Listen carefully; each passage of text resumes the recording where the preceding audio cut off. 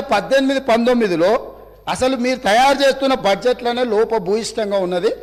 మీ విధానాన్ని మార్చుకోండి, మీ విధానాన్ని మార్చుకోవడం ద్వారా రాష్ట్రానికి మేలు జరుగుతుందని చెప్పి స్పష్టంగా కాగు మొట్టకాయలు వేసింది ఆనాటి ప్రభుత్వాన్ని.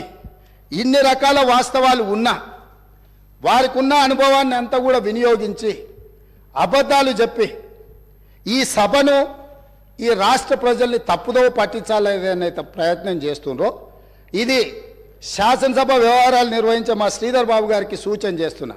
సభను తప్పుదోవ పట్టించే విధంగా సభ్యులు ఎవరైనా మాట్లాడితే ఆధారాలు లేని వివరాలను అన్నిటిగా ఆధారాలుగా ఉన్నట్టుగా చిత్రీకరించి సభలో తప్పుడు సమాచారాన్ని ఒకవేళ ప్రవేశపెడితే శాసనసభ వ్యవహారాలలో ఏ రకమైన చర్యలు తీసుకోవాలనో వాటిని ఒక్కసారి పరిశీలించాల్సిందిగా తమరి ద్వారా వారికి నేను విజ్ఞప్తి చేస్తున్నా అధ్యక్ష.